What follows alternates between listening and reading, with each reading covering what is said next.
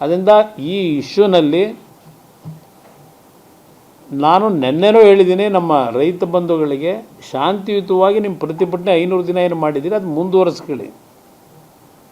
ನ್ಯಾಯಾಲಯದ ಮುಂದೆ ಈ ಒಂದು ಯೋಜನೆ ಏನಿದೆ ಕಾನೂನು ಬಾಹಿರವಾದಂಥ ರೀತಿಯಲ್ಲಿ ಇವತ್ತು ಹೆದರಿಸಿ ದಬ್ಬಾಳಿಕೆ ಮಾಡಿ ತಗೊಳ್ಳೋಕೆ ಹೊರಟಿದ್ದಾರೆ. ಇವತ್ತು ನ್ಯಾಯಾಲಯದಲ್ಲಿ ಹೋರಾಟ ಮಾಡ್ತಕ್ಕಂಥದ್ದಕ್ಕೆ ಅವ್ರ ಪರವಾಗಿ ಅಂತಿಮವಾಗಿ ನಾವು ಏನು ಹೋಗಬೇಕಾಗಿದೆ. ಈಗಾಗಲೇ ಹಲವಾರು ಜನ ನ್ಯಾಯಾಲಯದ ಮುಂದೆ ಅರ್ಜಿ ಆಗಲಿಕ್ಕೆ ತಯಾರೇನು ಮಾಡ್ಕೊಂಡಿದ್ದಾರೆ, ಕಾದು ನೋಡಂತೆ. ಆದರೆ ನಾನು ಜನತೆ ರೈತರಿಗೆ ಹೇಳ್ತಕ್ಕಂಥದ್ದು, ಯಾವುದೇ ರೀತಿಯ ಅಹಿತಕರ ಘಟನೆಗಳಿಗೆ ಅವಕಾಶ ಕೊಡದೆ ಶಾಂತಿಯುತವಾಗಿ ಪ್ರತಿಭಟನೆ ಮಾಡಿ ನಿಮ್ಮ ಜೊತೆಯಲ್ಲಿದ್ದೇವೆ. ನಾನು ಬಹುಶಃ ನಾಳೆ ಕ್ಯಾಬಿನೆಟ್ ಮೀಟಿಂಗ್ ಇದೆ, ಮುಗಿದ ನಂತರ ದೆಹಲಿಗೆ ಹೋದರೆ ಸ್ಥಳಕ್ಕೆ ನಾನು ಪರಿಶೀಲನೆ ಮಾಡಲಿಕ್ಕೆ ಹೋಗ್ತೇವೆ.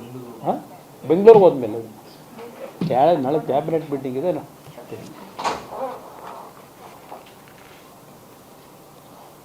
ಅದರಿಂದ ನಾನು ತರಾತುರಲ್ಲಿ ನಿಮ್ಮಲ್ಲಿ ಬಂದ ತಕ್ಷಣ ಏರ್ಪೋರ್ಟಿಂದ ಬಂದವ ನಿಮ್ಮನ್ನು ಕರೆದ ಉದ್ದೇಶವೇ ಪಾಪ ಅಲ್ಲಿ ಆ ಹೆಣ್ಮಕ್ಳ ಹೆಸರನ್ನೆಲ್ಲ ಸೇರಿಸಿ ಅವ್ರ ಮನೆ ಬಿಟ್ಟು ಓಡೋಗ್ಬೇಕೀಗ, ಯಾವಾಗ ಬಂದು ಅರೆಸ್ಟ್ ಮಾಡ್ತಾರೋ ಅಂತ ಹೇಳಿ. ಆ ಪರಿಸ್ಥಿತಿನಲ್ಲಿ ಸರ್ಕಾರ ಮಾಡೋಕ್ಕೇನು ಹೊರಟರು. ಅದಕ್ಕೆ ಒಂದು ಎಚ್ಚರಿಕೆ ನಿಮ್ಮ ಮುಖಾಂತರ ಕೊಡ್ತಾ ಇದ್ದೇನೆ. ಏಕೆಂದರೆ ಕೊಲೆಗಡಕ ಸರ್ಕಾರ ಅಂತಕ್ಕಂಥದ್ದು ಆಗಲೇ ಒಂದು ಸಲ ಬಿರುದು ತಗೊಂಬಿಟ್ಟಿದ್ದೀರಿ. ಈಗ ಸರ್ಕಾರದ ಮುಖ್ಯಸ್ಥರೇ ನೀವಾಗಿ ರೈತರನ್ನ ಕೊಲೆಗಡಕರು ಮಾಡಬೇಡಿ.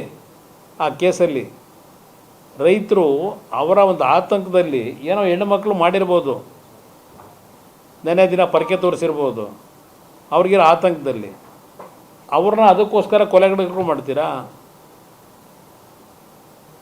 ಕೊಲೆಗಡಕರು ಹಿಂದೆ ಯಾವ ಥರ ಸರ್ಕಾರನ ಮಾಡಬೇಕಾದ್ರೆ ಕೊಲೆಗಡಕತನ ಆಗಿದೆ ನಮ್ಮ ಮುಂದೆ ಇದೆ ಹಲವಾರು ನಿದರ್ಶನ ಈ ಸರ್ಕಾರಗಳಲ್ಲಿ.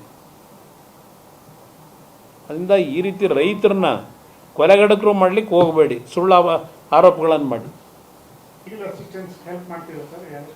ನಾವು ಮಾಡಬೇಕು, ಮಾಡ್ತೀವಿ. ನಾವು ರೈತರ ಪರವಾಗೇ ಇರೋದು. ರೈತರ ಯಾವುದೇ ಒಂದು ಸಮಸ್ಯೆಗಳಿದ್ದಾಗ ಅವ್ರ ಪರವಾಗಿ ನಾವು ಧ್ವನಿ ಎತ್ತಿದ್ದೀವಿ. ರೈತರು ಆತ್ಮಹತ್ಯೆ ಮಾಡ್ಕೊಂಡಾಗ ಇಡೀ ರಾಜ್ಯದಲ್ಲಿ ನಾನು ಪಕ್ಷದ ವತಿಯಿಂದ ಆರ್ಥಿಕ ನೆರವು ಕೊಟ್ಟಿರ್ತಕ್ಕಂಥವ್ರು. ನಾವು ಆತ್ಮಹತ್ಯೆ ಮಾಡ್ಕೊಂಡಾಗ ನರಗುಂದ ಲಾಠಿ ಚಾರ್ಜ್ ಆಯಿತು. ನರಗುಂದದಲ್ಲಿ ಆ ಊರ ಹೆಸರು ಯಾರೋ ಇಲ್ಲೇ ಫರಗಾಟನ್ನು ಹಾಕ್ತೀನಿ. ನಾನು ಸಿನಿಮಾದ ಶೂಟಿಂಗ್ನಲ್ಲಿದ್ದೆ, ನನ್ನ ಮಗನ ಶೂಟಿಂಗ್ನಲ್ಲಿ ಮೈಸೂರಿನಲ್ಲಿ.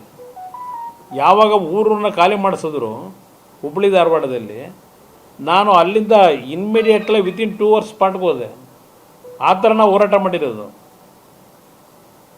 ಇದ್ಯಾವುದೋ ಇದು ಒಂದು ಇಶ್ಯೂಗೆ ನಾವು ಎಂಟ್ರಾಗಿದ್ದೀವಿ ಅನ್ಕೊಳ್ಳೋದು ಬೇಕಾಗಿಲ್ಲ. ನಾವು ರೈತರ ನ್ಯಾಯಯುತವಾದ ಹೋರಾಟ ಏನಿದೆ ಆ ಹೋರಾಟಕ್ಕೆ ಬೆಂಬಲ ಕೊಡ್ತಕ್ಕಂಥದ್ದು, ಇನ್ನೊಬ್ಬರಿಂದ ಸರ್ಟಿಫಿಕೇಟ್ ತಗೋಬೇಕಾಗಿಲ್ಲ ನಾವು.